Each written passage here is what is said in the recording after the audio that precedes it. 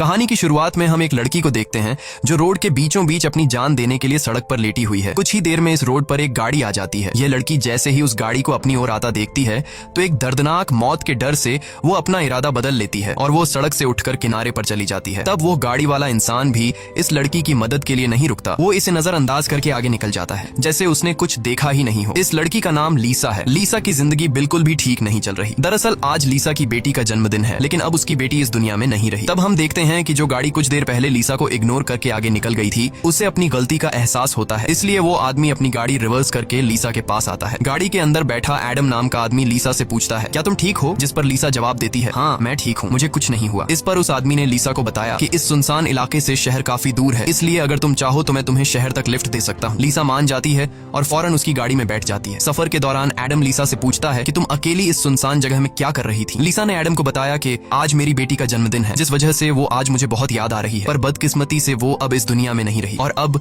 मैं बिल्कुल अकेली हूँ। कोई भी ऐसा नहीं है इस दुनिया में जिससे मैं अपना कह सकूं। लीसा की ये बात सुनकर एडम कहता है, अच्छा इस वजह से तुम रास्ते के बीचों बीच मरने के लिए लेटी हुई थी? जवाब में लीसा ने कहा, मैं मरना नहीं चाहती, बस एक बार किसी तरह से अपनी बेटी से मिलना चाहती हूँ। तभी लीसा कार का रेडियो ऑन कर लेती है। रेडियो पर एक न्यूज चल रही होती है। रिपोर्टर बताता है कि जंगल में एक सीरियल किलर घूम रहा है और आज सुबह इस किलर ने 2 और लड़कियों को मार दिया है। पुलिस के पास उस किलर की तस्वीर तो नहीं है, लेकिन उन्हें इसके बारे में ये जानकारी मिली है कि कातिल एक गोरे रंग का आदमी है जिसके पास ब्राउन कलर की गाड़ी है और उसके दाहिने हाथ पर एक क्रॉस का निशान है। ये खबर सुनकर लीसा के पैरों तले जमीन खिसक जाती है, क्योंकि रिपोर्टर रेडियो पर जिस कातिल का हुलिया बता रहा था वो कोई और नहीं बल्कि एडम ही था। उसके हाथ में क्रॉस का निशान देखकर लीसा बहुत ज्यादा डर जाती है। इससे पहले कि लीसा खुद को बचाने के लिए कुछ कर पाती, तभी एडम अचानक जोर से कार का ब्रेक लगाता है, जिससे लीसा का सर तेजी से कार की डैशबोर्ड से जा टकराया और लीसा बेहोश हो गई। कुछ देर बाद जब लीसा की आंखें खुली तब उसने खुद को एक अजीब से बंकर में कैद पाया जो चारों ओर से लोहे की मजबूत दीवारों से बना हुआ था। लीसा खुद को इस बंद जगह में कैद पाकर बहुत ज्यादा घबरा जाती है और मदद के लिए चिल्लाने लगती है, लेकिन उसकी मदद करने कोई नहीं आया। हम देखते हैं कि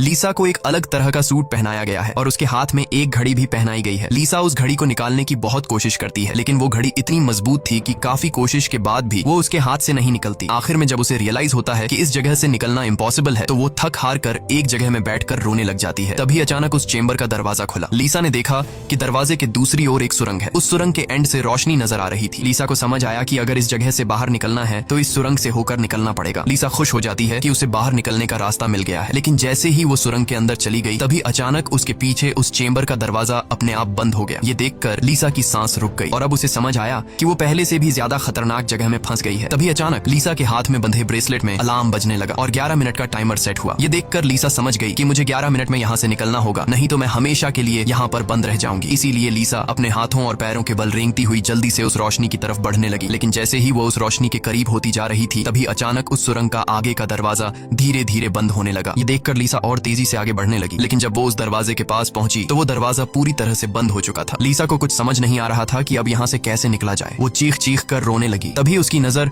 उस दरवाजे के बगल से जा रही एक दूसरी सुरंग पर पड़ी, लेकिन वो रास्ता बहुत ज्यादा तंग था। लीसा को अब कोई और दूसरा रास्ता नजर नहीं आ रहा था, इसलिए लीसा हिम्मत करके किसी तरह सुरंग के अंदर चली गई और काफी मुश्किलों के बाद वो उस रास्ते को पार कर लेती है और आगे बढ़ते हुए एक ऐसी जगह पर पहुंच जाती है जहां एक प्लेटफॉर्म की तरह 2 रास्ते बने हुए थे। एक रास्ता ऊपर से जा रहा था और दूसरा रास्ता नीचे से। लीसा को कुछ समझ नहीं आया और वो ऊपर के रास्ते को चुनती हुई घुटनों के बल आगे बढ़ने लगी, लेकिन थोड़ा आगे जाते ही नीचे का फ्लोर ऊपर उठने लगा। अगर वक्त रहते लीसा वहां से नहीं निकल पाई तो नीचे का रास्ता उसे ऊपर चिपकाकर मार देगा। लीसा डर के मारे तेजी से आगे बढ़ने लगी। वो उस जगह के बीच बस पिसने ही वाली थी कि तभी इस सुरंग के एंड तक उसका हाथ पहुंच जाता है और जैसे ही वो रास्ता पूरी तरह से बंद होने वाला था, लीसा अपनी जान बचाकर वहां से निकलने में कामयाब हो जाती है। खुद को कुचलने से बचाकर वो एक सुकून की सांस लेती है, लेकिन उसे पता नहीं था कि अब उसके लिए मुश्किलें और भी बढ़ने वाली हैं।